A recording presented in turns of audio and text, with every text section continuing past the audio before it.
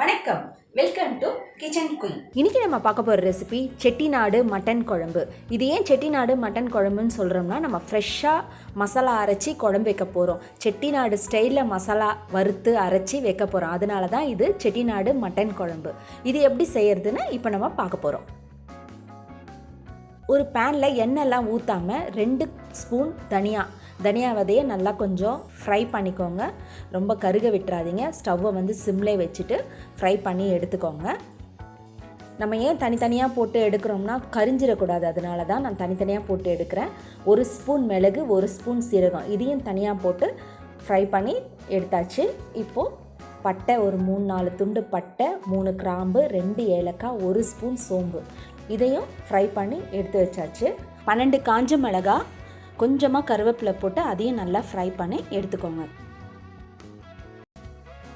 இப்போ எல்லாத்தையும் ஒரு மிக்ஸி ஜாரில் போட்டு கொஞ்சமாக தண்ணி ஊற்றி நல்லா மையாக அரைச்சி வச்சுக்கோங்க. பேஸ்ட் மாதிரி இந்த மாதிரி நல்லா அரைச்சி வச்சுக்கோங்க. இப்போது குழம்பு எப்படி செய்கிறதுன்னு பார்க்கலாம். குக்கரில் எண்ணெய் ஊற்றிக்கோங்க, நல்லெண்ணெய் ஊற்றிக்கோங்க. அப்போ தான் டேஸ்ட் நல்லாயிருக்கும்.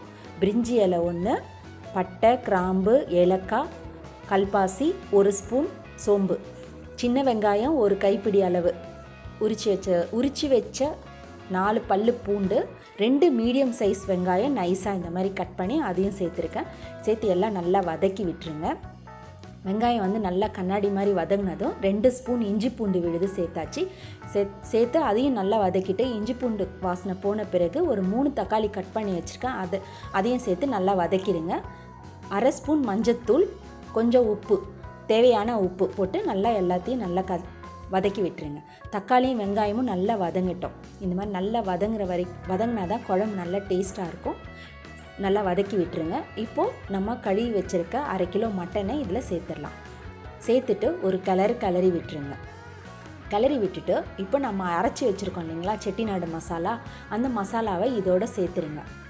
சேர்த்துட்டு நல்லா கிளறி விட்டு ஒரு 2 நிமிஷம் அந்த மட்டன் இந்த மசாலாவோட கொஞ்சம் வேகட்டும். தண்ணிலாம் ஊற்றாமல் ஒரு 2 நிமிஷம் அப்படியே இதில் கொஞ்சம் நேரம் அந்த மசாலாவோட வெந்துச்சுன்னா அந்த மட்டனில் எல்லாம் நல்லா அந்த மசாலா நல்லா இறங்கி நல்லா டேஸ்ட்டாக இருக்கும். பாருங்கள், ஒரு 2 நிமிஷம் ஆகிடுச்சு. மட்டன் கூட மசாலா நல்லா கோட் ஆகிடுச்சு. இப்போது நம்ம ஒரு 2 கொத்து கருவேப்பிலை அதோட சேர்த்தாச்சு. சேர்த்து நல்லா கிளறி விட்டுருங்க. கிளறி விட்டுட்டு இப்போது குழம்புக்கு தேவையான தண்ணியை இதில் சேர்த்துடலாம்.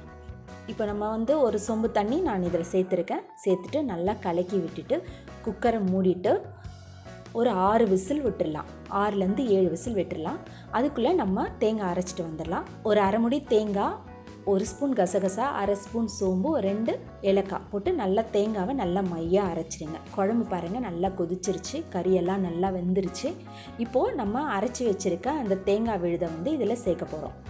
தேங்காய் விழுதை சேர்த்துட்டு குழம்ப நல்லா கிளறி விட்டுருங்க. தேங்காய் விழுது சேர்த்த பிறகு ரொம்ப நேரம் அடுப்பில் வைக்க வேண்டாம். ஒரு கொதித்த உடனே நம்ம கொத்தமல்லி இலை தூவி குழம்பை இறக்கிடலாம். அவ்வளோதாங்க, நம்மளுடைய செட்டிநாடு மட்டன் குழம்பு சூப்பராக ரெடி ஆகிடுச்சு. நீங்களும் இதை உங்கள் வீட்டில் செஞ்சு பாருங்கள். உங்களுடைய ஃபீட்பேக்கை என்னுடைய கமெண்ட் பாக்ஸில் போடுங்க. உங்கள் எல்லாருக்கும் ஒரு சின்ன ரெக்வஸ்ட். அது என்னென்னா, என்னுடைய பேஜை லைக் பண்ணுங்கள், என்னுடைய சேனலை சப்ஸ்கிரைப் பண்ணுங்கள், பக்கத்தில் இருக்க பெல் பட்டனை கிளிக் பண்ணுங்கள். ஸோ தட் நான் பண்ணுற ஒவ்வொரு டிஷ்ஷும் உங்களுக்கு நோட்டிஃபிகேஷனில் வரும். மீண்டும் உங்களை அடுத்த ரெசிபியில் சந்திக்கிறேன். Until then, bye.